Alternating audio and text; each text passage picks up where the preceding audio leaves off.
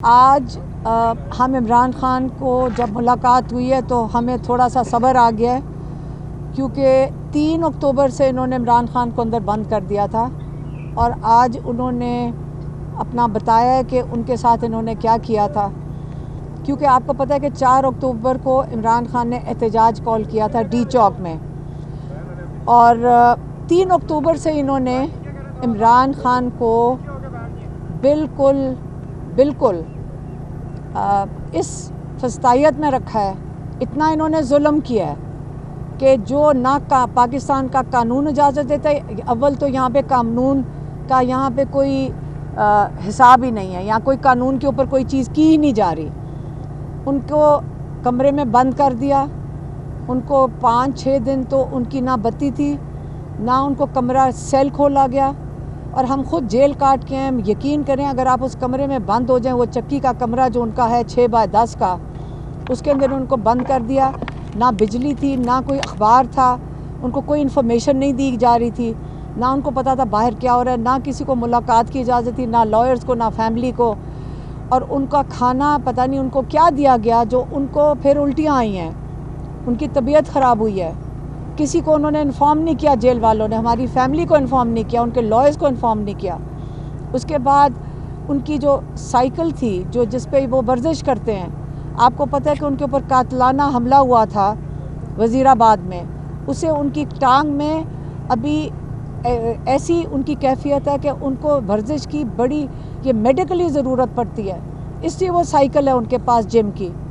وہ انہوں نے 3 ہفتے کے بعد 3 ہفتے نہ ان کو جم کی سائیکل دی، اور کوئی 10 دن کے بعد ان کو 1.5 گھنٹے کے لیے باہر اجازت ہوتی تھی اس سیل میں سے نکلنے کی. حالانکہ پاکستان کا قانون جو ہے، جیل کا قانون جو ہے، اس میں جو سزائے موت کے قیدی بھی ہیں ان کو بھی اجازت ہے کہ 12 گھنٹے وہ اندر رہیں گے اور 12 گھنٹے ان کو باہر پھرنے کی اجازت ہے.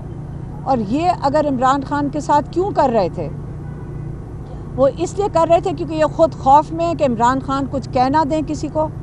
لیکن یہ بتائیں جب کسی سے بات بھی نہیں کر رہے تھے، ان کی سائیکل کیوں لے لی گئی، ان کا کھانا کیوں بند کر دیا گیا، ان کے ساتھ یہ ظلم کیوں کر رہے تھے؟ کیا وہ عمران خان کو جیل میں مار دینا چاہتے تھے، یا ان کو وہاں جیل میں ختم کرنا چاہتے تھے؟ پھر یہ کہتے کہ جی ان کو کوئی ہارٹ اٹیک ہو گیا. آپ یہ بھول جائیں کہ ہم اس چیز کے اوپر چپ بیٹھے رہیں گے.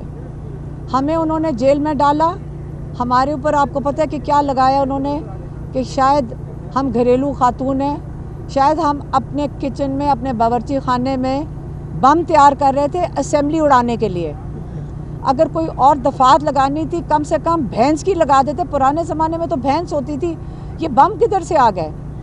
آپ یاد رکھیں جو ہماری نیشنل اسمبلی ہے وہ کون سا وہ ایوان کیا ہے؟ وہ لوگوں کا ایوان ہے. وہاں پہ لوگوں کے نمائندے بیٹھتے ہیں.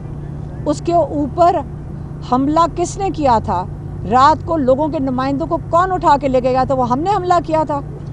ہم تو 2 خاتون اکیلی ایک فٹ پاتھ پہ 5:30 بجے کھڑی تھیں اور انہوں نے ہمیں اریسٹ کیا، خالی ہاتھ تھیں. انہوں نے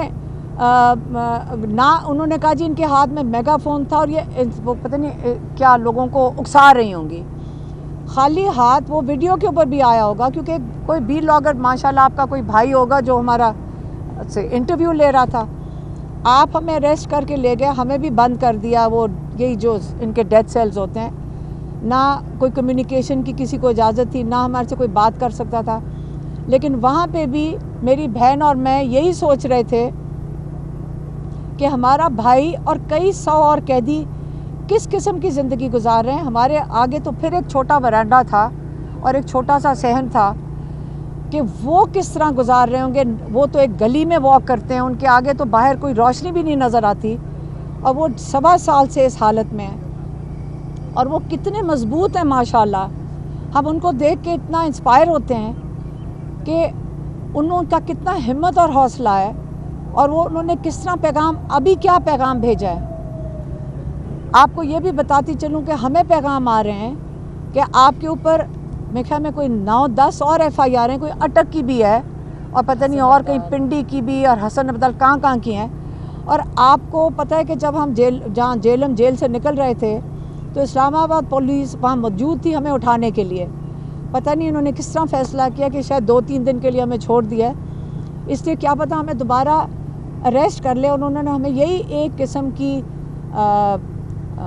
وارننگ ہی آئی ہے کہ اگر آپ 10-15 دن چپ نہ رہے تو ہم آپ کو دوبارہ اٹھا لیں گے, آپ کے اوپر ہمارے پاس کیسز ہیں, ہم آپ کو اٹھا لیں گے.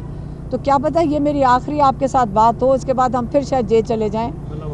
لیکن عمران خان نے یہ کہا ہے, آخری جو ان کا پیغام کا حصہ تھا وہ بتا دیتی ہوں.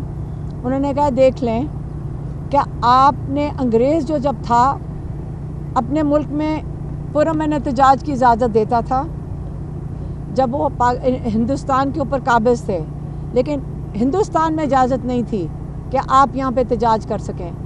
لگ یہی رہا ہے کہ جو انگریزوں کے ہی قانون کے تحت لگ یہ رہا ہے کہ ہم بھی کسی کالونی کا حصہ ہیں کہ ہمیں اپنے ملک میں اپنے حق کے لیے کھڑے ہونے کی اجازت نہیں ہے.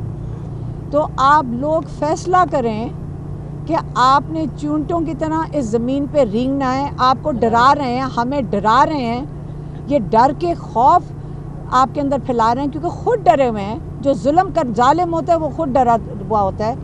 آپ نے اس ظلم کو برداشت کرنا ہے یا آپ نے اپنے حق کے لیے, پاکستان کے لیے, اس کی آزادی کے لیے کھڑے ہونا ہے.